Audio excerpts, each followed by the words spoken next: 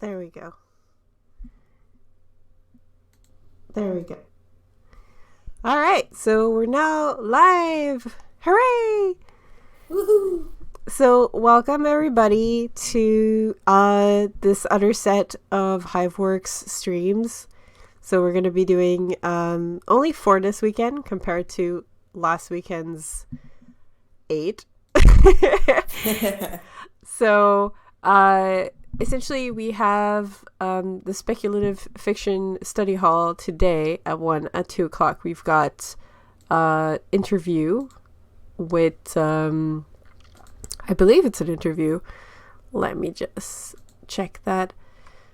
Yeah, at 2 we've got the interview with the people who do the webcomic folklore, and tomorrow we have at 1 o'clock a sort of little stream about what good comics to read, comic suggestions, and at 2 o'clock that day we've got an interview with the author of RPG. So a couple of interesting things. This is the speculative fiction study hall. This is sort of like us branching into more regular streams on the theme of fantasy, because the first stream we did for fantasy, immediately we noticed that this topic was super broad. It actually required several several check-ins to talk about it. So we're sort of gonna just have several speculative fiction streams and go over different topics. So because the last one was so vast and kind of really quickly devolved into us talking about things we didn't like, we're sort of going to talk more about the genre itself today. So sort of the difference between high fantasy and low fantasy as a starting point, and how that sort of works with webcomics and all that stuff.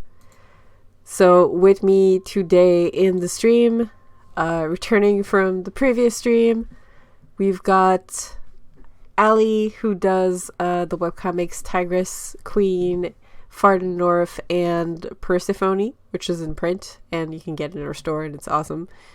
We have Misha, who does Alice in the Nightmare, and is also going to have their first book for Alice in the Nightmare pretty soon. That's been delayed because of the pandemic. You may have heard of it. Yep. Stuff's rough. Rings a bell. Yeah, you may have heard of the pandemic and how it's been sort of affecting everything in our lives. So wait, is my audio picking up? I'm not getting any indication that it is. I mean, we can hear you fine. Yeah. That's really weird. We hear you. Oh. Okay, there's possibly some lag. That's really weird. So I apologize if that's the case. So yeah, so soon book after, as soon as pandemic sort of stops. That would be great. We have That'd be just well. Yeah, that'd be great. We have Meg, who's here too, who is the author of Daughter of the Lilies, with a new chapter. It's going to start soon as well.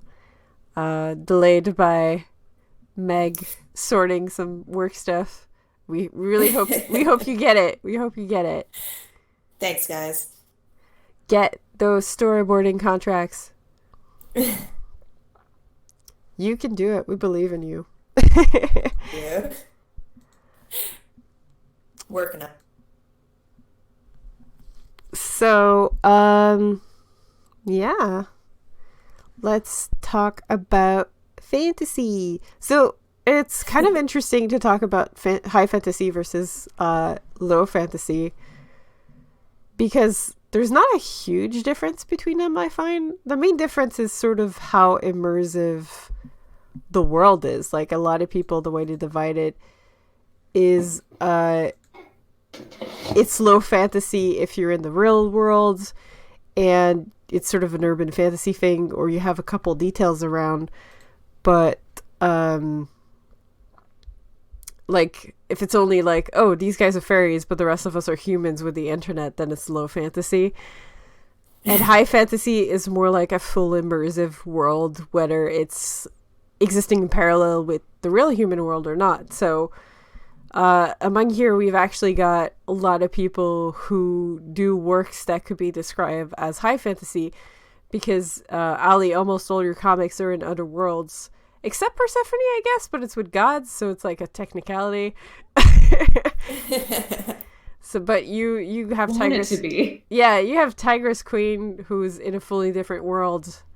You've got Farther North, that's in a fully different world, that also has bonus dragons, which is nice. Megan, you also have Daughter of the Lilies, which occurs not so much, I don't know if that's a spoiler, it's not so much another world, but it's our world very much in the future. It's post-apocalyptic, yeah.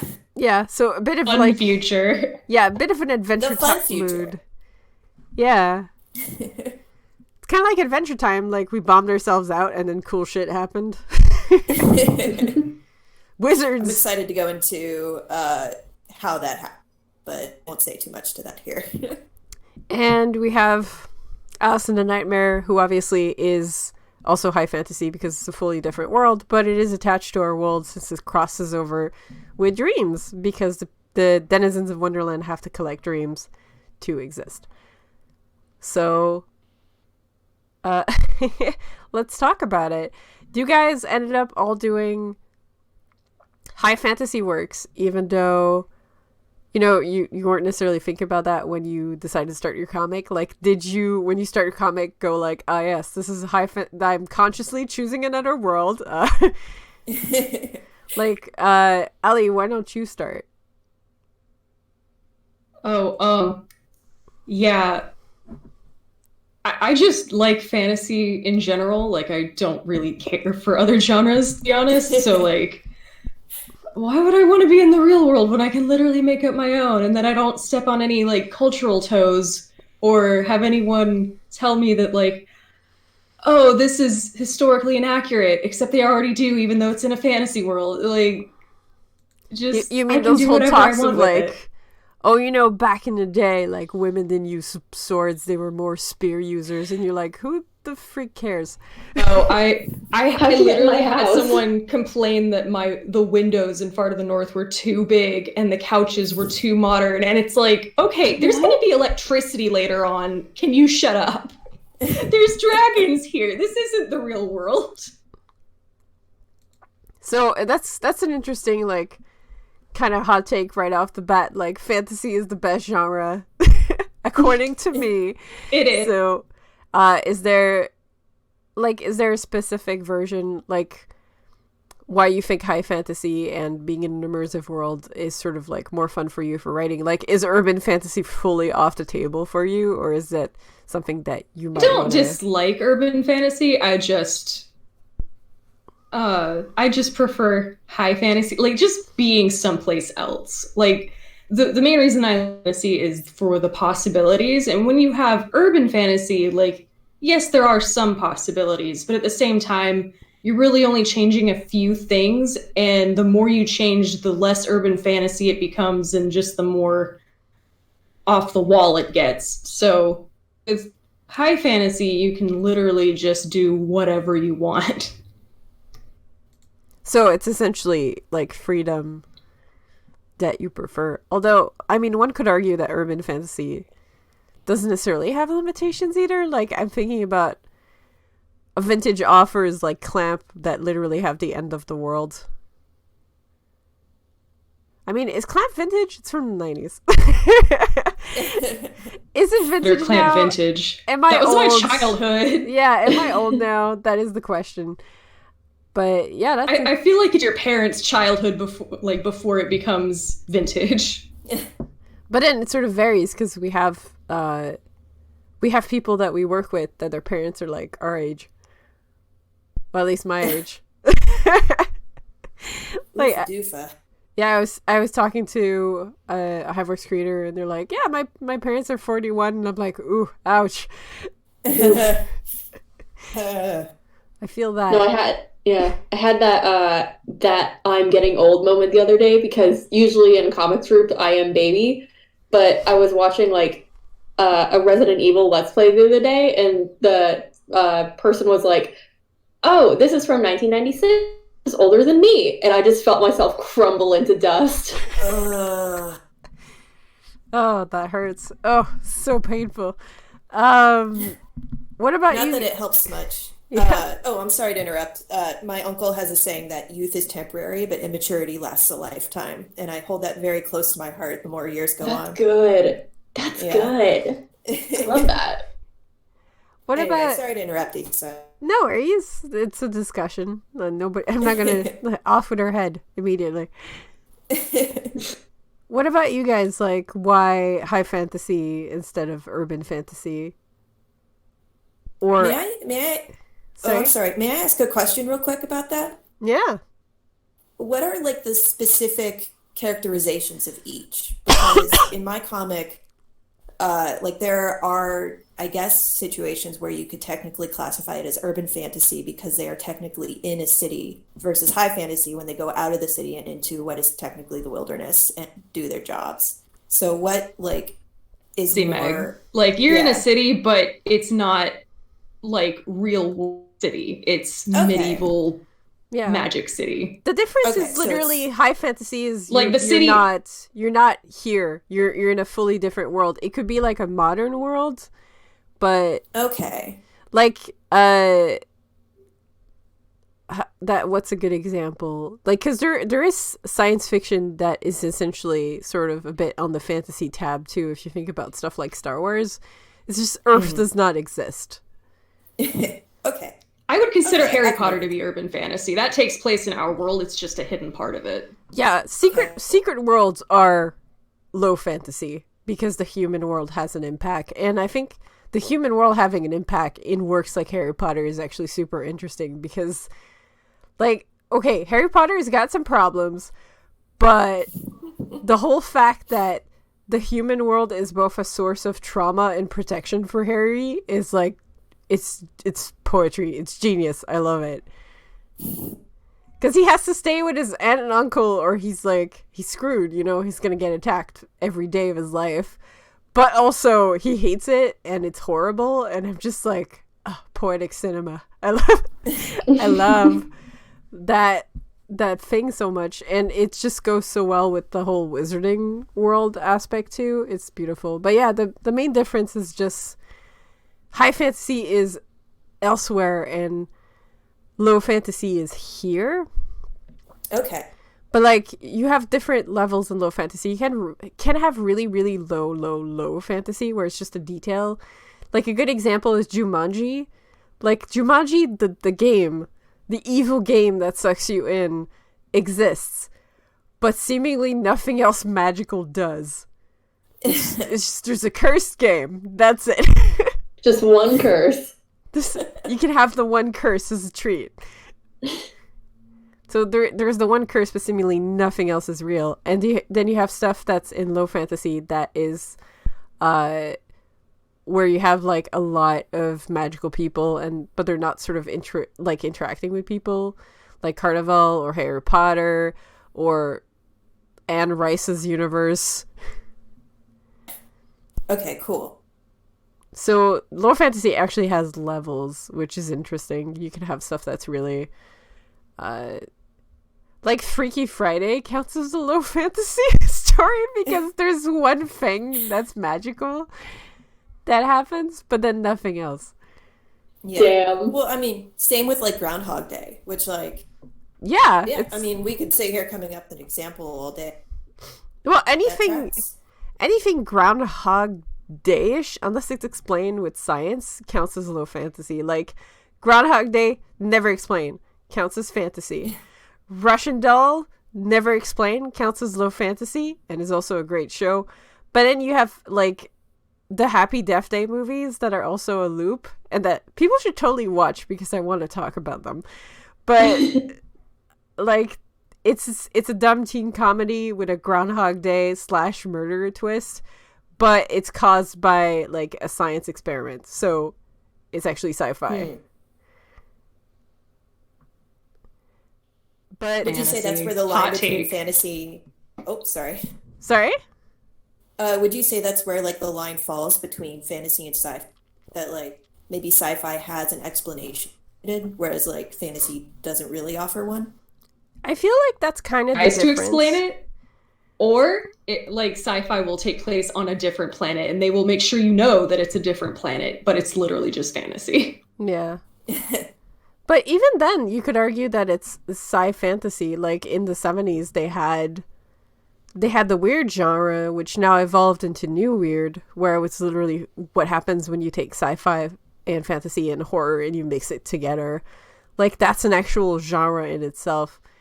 But if you're, like, on Earth, or... Like, if you're on Earth, the difference between sci-fi and fantasy is often how you explain it, I feel. Because otherwise it's hard to sort of like cut it. Like, it's because you have a lot of stories that have technological prowess, but it's like magical also. But then you have stories that it's purely technical, and you're like, oh, well, this is more like science fiction. Or like if the explanation is aliens are not magic, they're just incomprehensible. Like, I think about stuff like Arrival that has a lot of the feelings of fantasy because it's so strange, but it's so obviously sci-fi because everything is scientific and sort of has this scientific point of view, and it's aliens. Like, the two leads are science people, you know? One's a linguist and the other one's a quantum physicist. Yeah. You could say the same about Annihilation too. Annihilation definitely has more horror elements though. Yeah. Ooh, did you guys see that they actually adapted The Color Out of Space as a movie with Nick Cage? Oh, what is that? So Color Out of Space is actually it's a H.P. Lovecraft novel, which a lot of people have said Annihilation is basically that. It's basically there's a comet that falls into a well, and all the stuff around it becomes super weird, magical, colorful, and transforms into like mixes of things. So basically it's Annihilation, you know. It's the same story, but the angle is completely different. Like, obviously the movie is like has a feminine perspective and is about trauma and stuff like that, whereas Colors Out of Space is just about like, what if aliens came and they just melted the entire countryside into like someone who just discovered the halo brush on Photoshop. And it's a lot of pink in this poster, I can tell you that. Yeah. So essentially it's really weird that, like, I guess it's because Annihilation did really good, so they were like, oh, we should just straight up adapt The Color Out of Space, which is kind of the inspiration for that story. And they did, and they put Nicolas Cage in it, which is that's amazing. A choice. Yeah, it's a strong choice. That's a statement. So I kind of want to see it now because I'm like, huh. But yeah, that's good. Annihilation is definitely more sci-fi because, again, at the end there's like an alien, so anything incomprehensible can just be sort of explained away by like, we have stupid meat brains that don't understand alien power. I feel like that might be the line drawn, is like in the explanation of either it's magic, so we don't gotta explain it, or it's aliens, so we also don't gotta explain it. But on the offhand, you have people who like make the magic really precise and explainy. Like, I actually want Meg's opinion on this because we just like did editorial on a chapter that's a lot of magic explanation. Yes, there's a lot of dumbing things down to be more easily understood because it technically is a science. It's a specialty. It's a field of study, universe, which, like, I don't know. That's something that kind of drives me crazy. Fantasy in general, and this is more of a personal thing. But if you are in a world where magic is technically the leading technology, you're going to have people that dedicate their entire lives to it with all of these very heady, very intelligent ways to describe what it is and how it works. So I kind of like it when fantasy does kind of like ride the line between fantasy and sci-fi in that regard, where there is an explanation for things, but maybe too difficult to understand or really go into over the course of the plot. I guess if you have a lot of fantasy stories that, like, obviously, if magic existed, like you said, people would study it and, like, dedicate their life to it and actually, have a sort of method for it. So it's like, what's the real difference between sci-fi and fantasy is, like, what's the base of the science, I guess? Yeah. Yeah, because like in a lot of high fantasy, people who dedicate their lives to it are usually people who lock themselves away in towers and these riddles free. Whereas like I guess in more sci-fi, it's a more accessible resource to anybody who wants to learn more about. I feel like a lot of these discussions are just going to sort of fall to this whole, like, all genres are bullshit kind of like, but that's okay. I don't disagree with that. I mean, yeah. It's really interesting Really care for having the distincts. Yeah. I mean, it helps librarians. I would definitely not destroy them, just to look out for them. Like, any people in bookstores, too, like my peeps. We gotta look out for my peeps. But Misha, it's really interesting too because the magic in your world is also really sciencey. Like, because in Alice in the Nightmare, they have suits and they have to collect dream energy and then they have to store it. And the suits and the collecting and the storing are all very technical looking. Mm-hmm. Like, it goes from, like, this is a school setting in, like, a semi, like, 1920s setting. And then suddenly it's like, bam, spacesuits. Yeah. Honestly, it's just like, I just like playing by the no rules, just right, be self-indulgent rules, because that just makes it fun and enjoyable to both write and I would hope read. And yeah, like, it's also, sorry, I'm like currently drinking coffee, so my brain isn't totally turned on. So like, the difference between a hard magic system and a soft magic system, where it's like, like Avatar: The Last Airbender, where it's like, these are the 4 elements that you can bend, you only get one of them, except for this guy who gets all 4. And then like soft magic, which is like, Harry Potter or Lord of the Rings, where it's like, wave your wrist around and say a word and a thing happens, maybe. I feel the main difference between soft magic and, like, I guess hard magic, which is, like, very sciencey and has very precise, sort of like a recipe kind of formula to it. So I feel like most soft magic systems are based on willpower. Mm-hmm. Like, that's it for Namesake. Mm. Like, Namesake, you can do whatever, as long as your will is strong enough and your brain can take how weird the universe is. And, like, in a lot of stories, it feels a bit like a cop-out. And I'm not going to say that it's not a cop-out in Namesake. Like, I'm not going to say that I'm not lazy. I can be both. I can be, like, clever and lazy at the same time. But at the same time, it's kind of interesting because, like, one of them is really technical and the other one is really emotional. Like, in a lot of willpower-based magic systems, like, the hero can just have a really emotional moment and that's how they win. Mm-hmm. Like, the bad guy has doubt for 20 seconds and that's how you freaking trounce him. But something I noticed is that the emotional aspect is not entirely out of, like, technical magic. Like, sometimes I'll read a book that has very technical magic, but then the villain has doubt for 20 seconds, so I trounce his ass, is also there. Mm-hmm. And I'm thinking about characters like both Alice and Tissel, which are, like, the leads of Daughter and Lilies and Alice in the Nightmare, are both characters that have a lot of doubt, and that doubt, like, directly affects the magic around them. Mm-hmm. Well, it's not that interesting otherwise. Like, if you have a hard magic system where this happens and this happens, like, even The Last Airbender, like, their bending can be compromised by their emotional state. So, like, that just makes for an interesting story and for conflict. Yeah, and I think I think it reflects reality because, like, how often do you find yourself frustrated and yourself up, and unable to be productive for that? You mean like right now? Yeah. Yeah. Yeah, how about that? Like during this pandemic that I've heard so much about. Yeah. We're here for escapism. Escapism.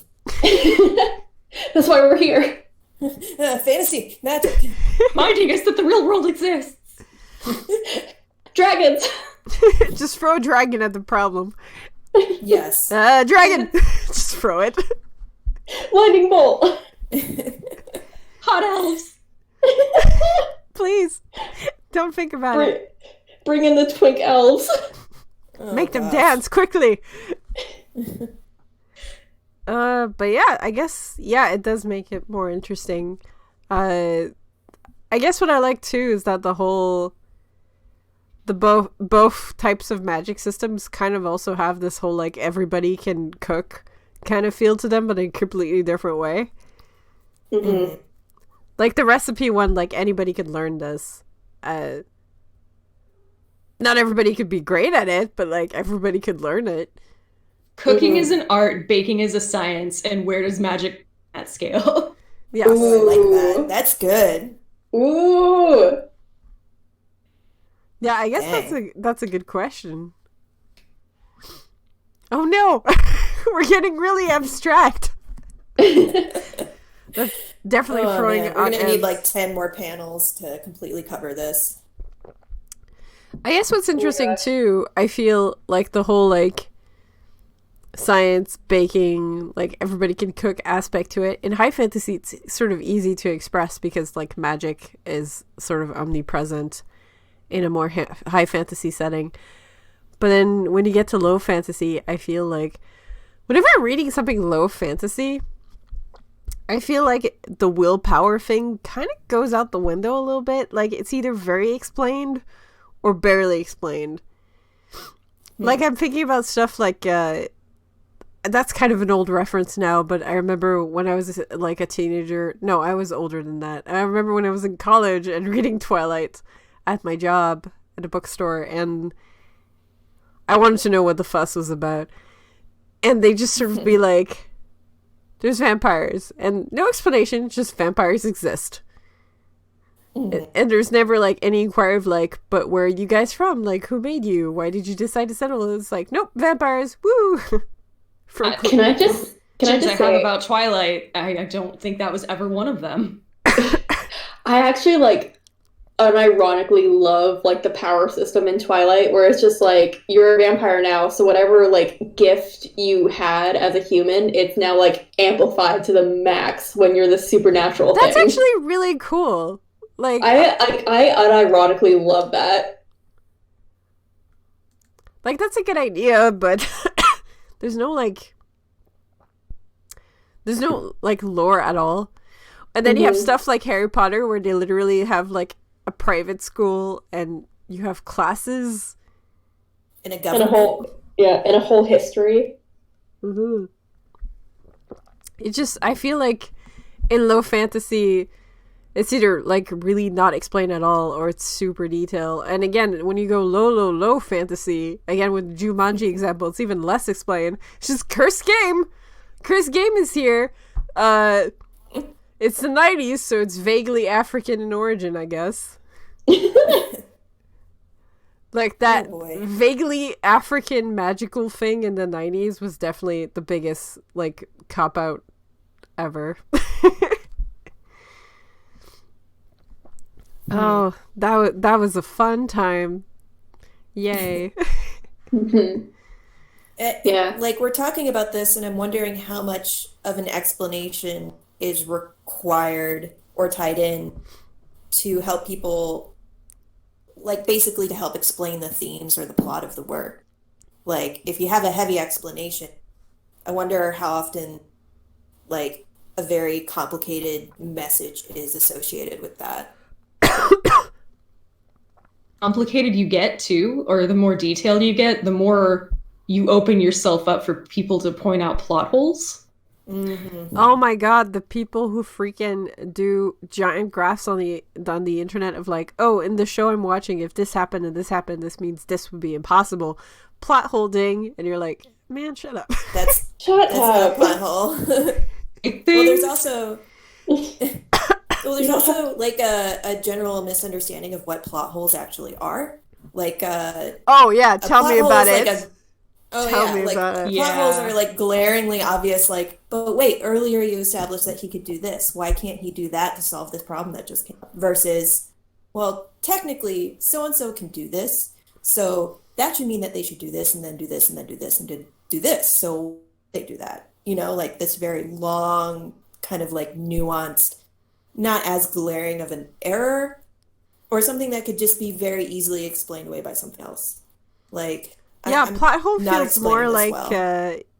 like, you know, they came into the place with a plane, and then the plane is fine, they have access to it, but they go like, we have no means of escape, and you're like, what about your plane? Yeah. It's yeah.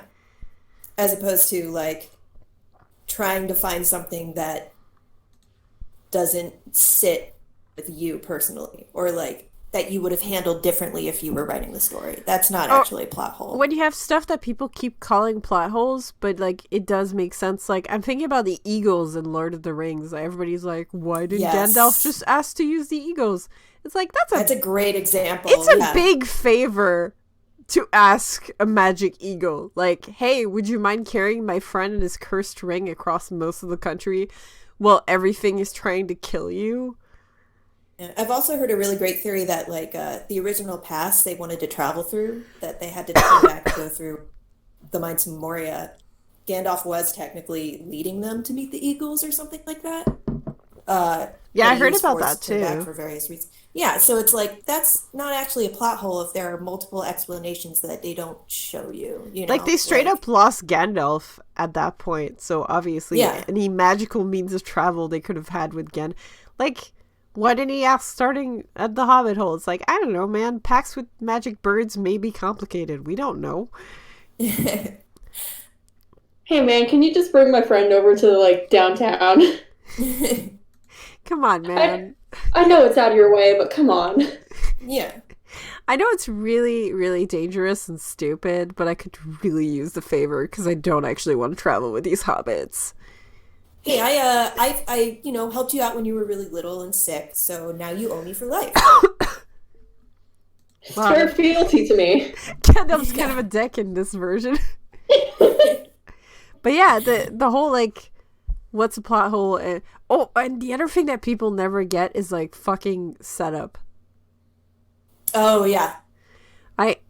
It's like 3 weeks ago, I was reading a thing where like there was this guy on YouTube that was doing a stream, and he had an article, and I was reading it and watching the stream, and he was talking about writing, and he was talking about setups, and he was like, oh, I don't remember the example you gave.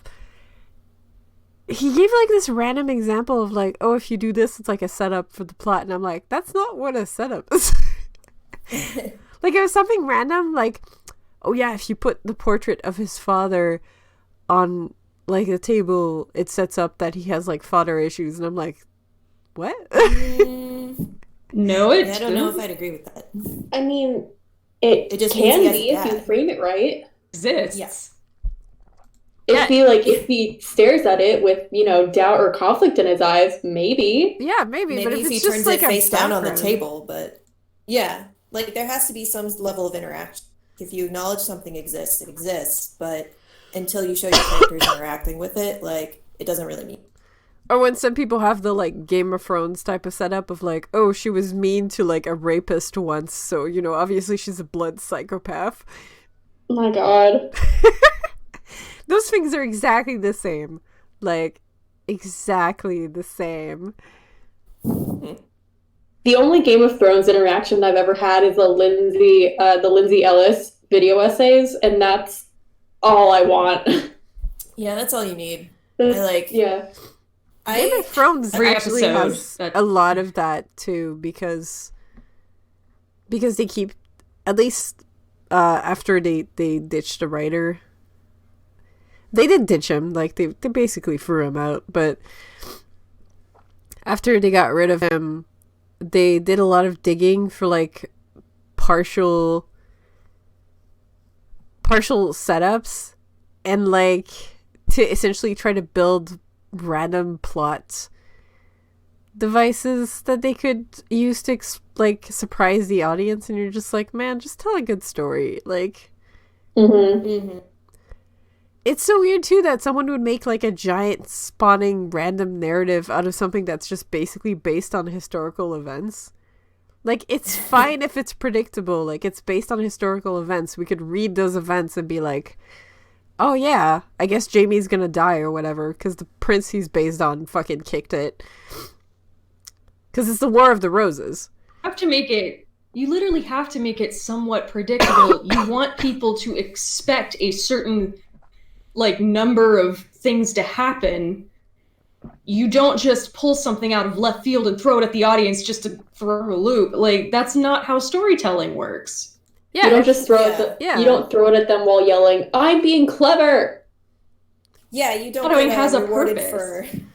Especially in fantasy, because there's no, like, there's no framing. Like, if you're in low fantasy or just like a day-to-day life thing, you have the framing of the real world to be like, oh, yes, this person has these limitations, But in fantasy, like, if you keep changing the rules because you want to be cool and clever, then we can't follow the story anymore, Yeah. Because The audience you're a setting reasonable all idea the of what to rules. expect. Yeah. Yeah. That's something that kind of, like, drives me crazy watching some anime sometimes, is that it feels like I'm required to take a basic 101 course to understand the later because they keep changing, escalating the stakes to an extent that it requires me to understand like 14 previous seasons of establishment. You can say And Bleach. I don't You know. can say Bleach. It's fine. I've actually never watched Bleach for that reason, because it's like, and with Naruto too, it's just like, man, like, to even get invested in this story, I have to do so much work. Like, that's, I don't know. The worst To part me, with that's, like, Bleach, too much of an obligation.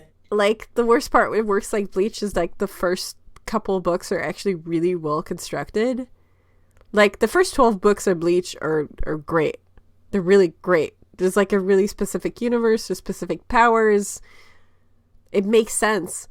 And then it's just insane. Or wanted Just to goes end out the it window. and wasn't allowed to. Yeah, it was successful, so they were contractually obligated in ways to extend the story, which Time is something that to terrifies milk it. me personally as a writer. Like, I do not ever want to deviate from the original vision for the story just because I don't want it to lose the yeah, I don't know, this is like an entire topic. Personally, I've always really loved the beginning of stories more than anything else in the entire world. Well, I Like, feel to the like the point that, like, beginning also, like, and again, especially in fantasy stories, beginnings, people have time to really stew them. Like, when the beginning of a story, you think about it constantly. Like, I have the opening chapters of a few stories I want to start that are, like, so clear in my head. Really, like, oh, yeah, I just spent hours sort of just tooling over them and daydreaming about them. But then as soon as I'm past that point, it's like, oh, shit, this is the, I'm out of the end of the pool I was comfortable in. Now there's sharks. What do I do? Oh yeah, no, I like beginnings and endings are really like they're usually pretty crystal clear to me because I love like bookending stuff with like what is it, like relating symbolism or like this is how far they've come. And midpoints are also pretty easy, but then like something I'm writing right now where it's like the like the middle part, like in the two big in between areas, I'm just like, what do? Where oh my gosh, go? that's where I am right now too. Like, middle parts terrify me because I actually have to connect these dots now. Like, I have to establish everything so that the end will work. And that's a lot of work, and it's all very boring, hard work. How do you establish? I always have the arcs really clear, like the end of each arc. Like I have my first chapter really clear. I have like, okay, at arc 1, I want the character to be like this. Arc 2, I want the character to be like this. Arc 3, I want the character to be like this. But then I never figure out the ending and or how to get to these points. Like for namesake, I'm like, oh, arc 1, Emma has to learn she's a skeleton key. Arc 2, she has to get her own personal sword. Arc 3, something else happens, and I'm not going to say because that would be like a huge spoiler. And then people are like, how's it going to end? And I'm like, I don't know. I have Megan for that. God, we all need a Megan. That's Megan's job. Trouble with like the middle of a story. It's more just a matter of like, I have like 12 different scenes that I have planned out, and like the pages in between them where I reestablish where I am, those are what's hard. Ugh. The stuff that I've already planned. Well, like something else too, and is something I keep forgetting. People are really smart. So those can think you're bastards being really clever, and like I know, right? People like you think you're being really smart and just completely burying like a little detail that nobody realizes is gonna. And then like not even 24 hours has passed since that page goes up, and people already like basically predicted it, but you can't confirm it and are basically having an existential crisis as a writer in private because you like feel like you're the most predictable person in the world. Foreshadowing skills. Foreshadowing skill. So, I mean, it doesn't really matter if you're predictable either. Like, it's not, it's not the destination, it's the journey. It's like, yeah. Snape kills Dumbledore, but like, the question is, but how? Yes, and why? Yeah, why? like, I think I'm weird for this, but like, I will absolutely like look up the Wikipedia article of a movie I want to see and read the whole plot. Same. And I still do that wanna go too. see it. I also do that. I am reaching through the screen and grabbing your hand because absolutely. Do we all do that? It's like I like to know what to expect so I can look up and like notice the details as they happen. Like I enjoy it the second time I watch it more than the first. Yeah, same. Like I have explained this to people as like I am like spoiler immune because it's just like if I know a spoiler, it doesn't really matter to me because it's so like my disbelief is like so weak that it's just like the music will get me and like the emotional journey will get me, and it's just like I know everything that's going to happen, but I am so wrapped up in the drama and the drama conflama that I love this. Man, and if the spoiler ruins the like movie or the book, like that's weak writing. Yeah, there's just so much more to a story than just the events. And I feel a lot of people focus on that. People are like, oh, I have to be original, I have to be different.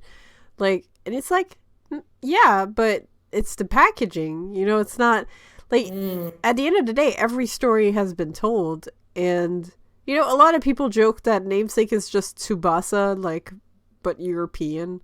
And I'm like, yeah, like at some point, everything has been done.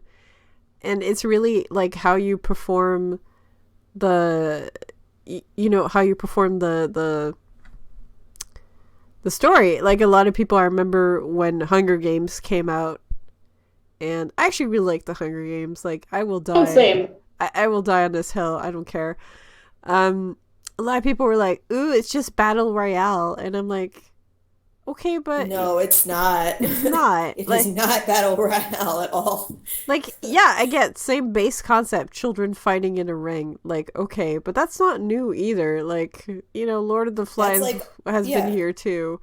And isn't it based on like, isn't it based on like the labyrinth and like the story of the Minotaur, where like Athens had to sacrifice a lot of their youths to go into the labyrinth and be eaten by this monster? Yeah, and they even have another YA thing that's inspired by the same thing that's literally called the labyrinth. Like, at some point, the events don't matter. Like, everybody has a freaking coffee shop AU, like, it's because fun. They're cute. Because it's great. the events do not matter. It's kind of like when you read shoujo manga and like from the 90s and all of them end with a plot that's like, I have to go to another country for school. I guess we won't see each other again. But then they meet in some way and you're like, ah, yeah. And you're like, obviously, come on. Like, obviously this will occur and also this will be resolved, but it doesn't matter. What matters is like the journey to get there. Like, does my heart swell as I'm consuming this content? Then we're fine. It doesn't matter if it's stupid. Like, you're giving me emotions and it's fine. So do I cry every time I watch the Sailor Moon Power of Love thing where they're on like the meteor falling to Earth and they're all supporting Misagi? Yes. Goddamn yes, I do. Like, and even stuff like Steven Universe, which everybody's like, it's the most original show in the world. It's not. A lot of the plot points are derived from other things. Like, a lot of it's just Sailor Moon crossed with Dragon Ball. And that's, like, freaking rad. Like, it doesn't matter. It literally doesn't matter. What matters is, like, that I'm responding to this. Like, so when people get really hung up on, like, isn't this kind of like that? It's like, yeah, it is, because all fantasy works have been done before, and everybody's writing fantasy. Like, everybody on the planet is writing fantasy. So maybe get off my dick. Because it's fun. Let me live. How'd you get in my house? Yeah, who invited you, punk? Get out.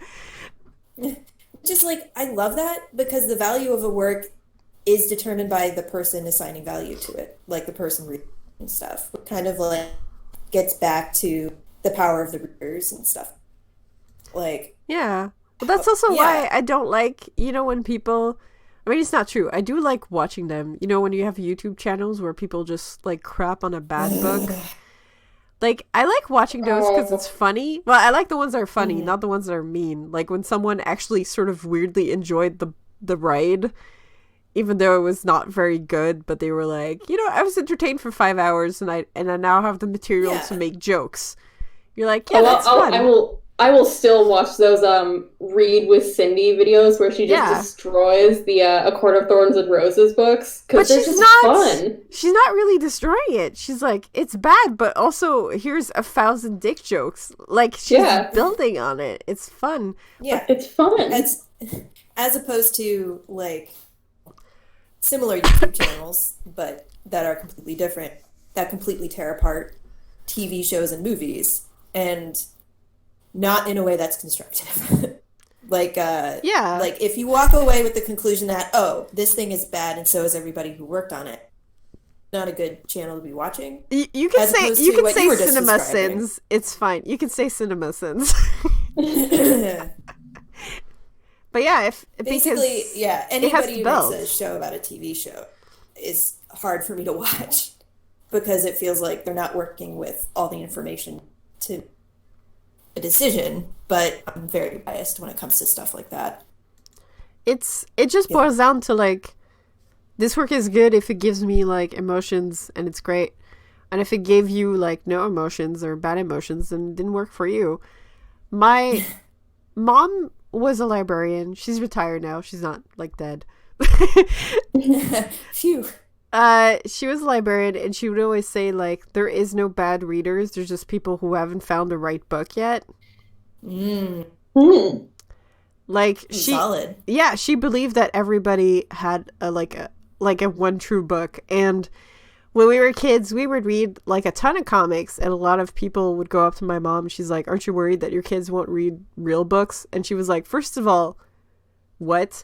Second of all, they're reading. Like, does it matter what they're reading as long as they're reading? Like, if you have a child and their big trip is reading everything on Wikipedia, why is this a negative? Like, she got so mad at people.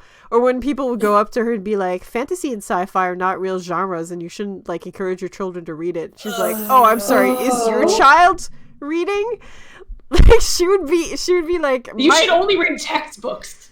Only boring shit. Like, so it's sort of this idea. And I think that's, like, something that works like Harry Potter have also... Like, for all the current modern problematic aspects to it, they really embodied this whole, like, there's no good or bad genre. Fantasy is not lesser, and there's no like people who are not readers. Everybody's a reader deep down, because you just have to find that book you fall in love with, that book that is easier enough for your brain to read. Like, I still can't read adult level English books because English is my second language. Like, I read adult level French books and then English YA, you know?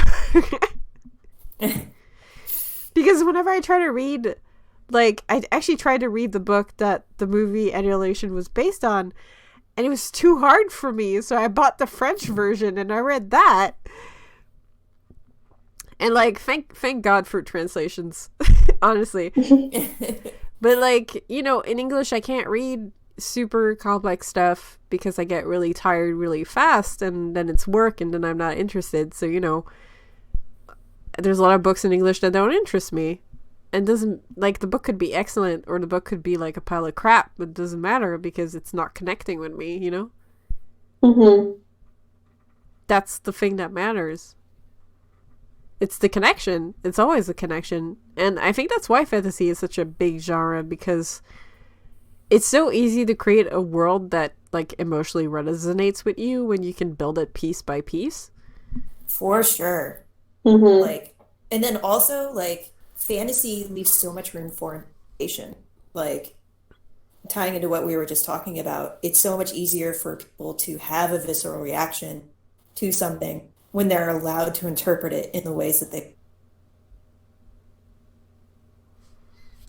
I'm just kind of thinking about like Leonard Nimoy singing about Bilbo Baggins, and I'm like, that's the feeling. That's the feeling. Yeah. That's the feeling you want forever. We actually have a question in the stream chat that we're almost done, so I'm going to toss in this question so we can sort of answer that before we run out of time. Mm-hmm. So someone asked, how many projects are you working on at one time, like projects you have stewing? Ooh. How many fingers do I have? Let's see. That's enough of an answer, right? Yeah.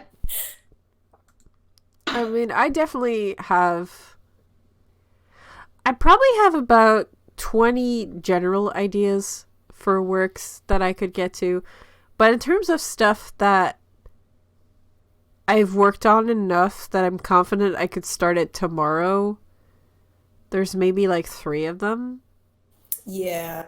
Mm-hmm. Like, they have different levels. Like, I've got the ideas right now that I have that are definitely like the most fleshed out. There's Namesake, which is ongoing. Yay, I figured it out. I've got a short comic that I sort of know what I want to do about a mermaid that I want to sort of start on Patreon. I've got 2 other works that I kind of have the first chapter figured out, but not the rest. So I could start, but it's not what I'd call well constructed.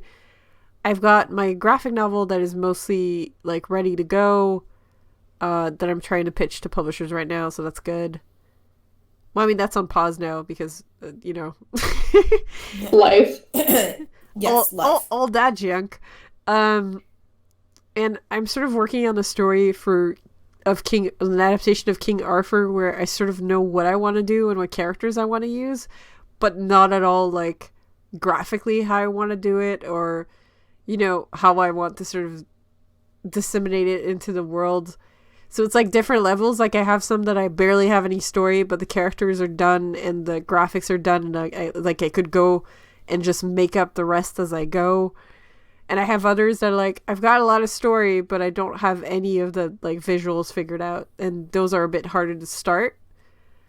Mm-hmm. That's the case for like the graphic novel, the Arthur one. Like, the whole story is sort of hammered out, but the visuals still need a lot of work, and since it's a comic, that's kind of a big part of it. I don't know about you guys, what you got going. I mean, too many things. Yeah, I've got at least like 2 that have not even like started officially working on. And then I've got like one I'm currently releasing on Patreon, and then also working on like TQ and Far to the North. Like I'm not really touching Far to the North right now, but like I try to not think of new stories because I should be focusing on the ones I already have. At the same time, I think it's a good exercise to maybe stretch your places because burnout on a possible. Yeah, I mean, burnout it's on a also project is kind of it's a also big a deal. total, yeah, it's also a total siren song to like think about a different project you want to start, but at the same time, it can also potentially sorry. solve a problem at work. Sorry. No. Like a good exercise is when you get inspired to do something that you're not already working on, is to see how you could incorporate that specific thing into what you are already working on. And it helps motivate you to work on that and to stick to that. Yes. I mean, in your case, Misha, you already have like a list of stories. I know, I've seen. Oh yeah. I've Oh seen. yeah. No, I have. I have like, I think. Well, I have Alice, which I'm always working on. Is definitely like the most fleshed out of anything. But then there's another thing that I started working on fairly recently that is like definitely developed a lot more quickly, which I'm really happy about. And then otherwise, I just have like a couple others that are simmering in the back of my mind. One that like I've had to do some major retooling, but it's a lot of it is just like I don't know where I would find a home for them, more or less. It's like, would this be a comic? Would this be a story? It's a thing to figure out on its own. You know, a lot of people actually tell me like, "Oh, this one story you're doing, you should make it into a prose novel instead." And I'm like, "In English? Can I give up preemptively, please?" And everybody's like, "No, you'd be a great writer," and I'm like, disagree. I've seen the essays I wrote for English class, and yeah, my Well, that assess- too, like, French. my assessment like, of the Animal downside Farm of, was poor. Oh, I can't the write in downside. French either though. Oh, well, that too, like the downside of being an artist who is told to usually look into writing it, it'll never match the image you have in your head. It's just easier to draw it out and just show people that. Yeah, it's like, you know what matches the image into my head? The image I draw. Here it is. See? I've been trained to show, not How tell. would you What describe do I that? do with Yeah. this? Yeah, it's so weird. And I still, like, for a lot of stuff, I do that too. Like, when people are like, "Oh, what do you mean?" And I'm like, let me just grab a piece of paper, I'll draw it. Like, when I'm just explaining a random thing, it's like, hang on. So it's like this. And I draw it, and people are like, "Oh." And I'm like, okay, so I wasted 10 minutes of words and like 20 seconds on a doodle. Yep. That happens all the time in the animation industry too. Like, there's so many things I've with directors that they're trying to describe something for me, and then they go, "Hold on," and then they pull up YouTube and type in whatever clip they're thinking about from a different movie, and then just make me watch that, and are like that, make it like that. So it's hard to go from, that power of communication to trying to elicit the exact same emotions purely through written language. Yeah, like, honestly, I feel like prose has a weird reputation because everybody's like, "Oh, I'm gonna write a book," like it's the easiest thing in the world, and then you feel bad for actual writers because then you're like, "God, I'm so sorry." Oh man, there's so many writers that like it feels like I'm reading a painting because their mastery of prose is just so beautiful, and it's like, man, like I just want to enjoy this. Like, Yeah. I No, don't the want thing, to. like, I grew up really wanting to, like, be a writer and, like, write stuff. And so I always have that, like, recently rediscovering that little, like, kernel of inspiration. And it's been really fun to reconnect. But the thing that made me want to do it was, like, listening to the Night Circus audiobook, where, like, everything is just described in, like, beautiful, like, scents and colors and everything. And I'm just like, I want to live this world. This sounds amazing.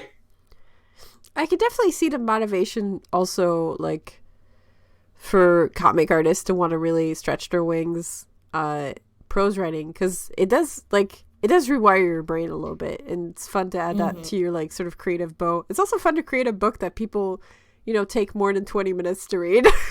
Your entire life's work in 5 minutes. Oh, great, thanks. Oh yeah, your comic in like 3 hours. That's a weird thing too, because at Comic-Con sometimes people buy like the first book of Namesake, and then they go like, oh yeah, I read it last night in like an hour, so I'm back to buy the second one the next day. And a part of me is like really flattered, but another part of me is like, an hour, huh? A single hour. That's cool. That's fine. Dope, dude. So I just choose to focus on the other part, like the whole like, oh cool, you came back, like, because that's awesome. But I mean, I also blast through comics and novels really fast, but then I reread them a lot, so I'm assuming that other people do that too. Like, much easier to reread a comic. Yeah, I try to like jam pack all of my with like little details in the background that like help for the review. Because you want to get as much mileage out of a book as possible. Yeah, you want Totally. that reread value. An hour, huh? Cool. Wasn't the stream about fantasy? We're all fantasy Oh, writers, and now we devolved into like our personal fantasy of becoming better writers. Full circle, baby. Yeah, There you but go. I think this is also like, I feel like the whole like, oh, comic to prose thing is also something that they throw at fantasy writers a lot, because they're like, oh, both these things are like creative and for children, right? And you're just like, okay. That happens a lot. This whole like that comics and fantasy stuff and D&D is like for children mood is so weird. I remember I worked in a bookstore that had a giant comic department, because we were like the only supplier in our region for like a lot of these, and we would sell to schools and stuff. And the library also had a youth section. So, baby to oldest YA, so anything that fits for like children, teenagers, etc. And then the final section in the front was like the adult literature, so poetry, books for like actual full-grown humans, books that weren't fiction, textbooks, all that stuff. And what annoyed me the most is each department had about 20 employees. And the front had about 30, if you count like all the cash people, because they would do like the cash and the general administration on top of doing like the book stuff. And those 30 people treated the other 40, like the two other departments, comics and youth, like we were children. Oh my god. Like, there was really this whole, like, because you love these and you read these voluntarily, because we had to read all the books just to keep up, either way, whether you wanted to or not, you were doing a lot of reading. Because if you have schools that come in, they're like, what's new that you can recommend, and you don't know what the fuck is happening in these books, how do you recommend anything? And they expect you to do this work, they really do.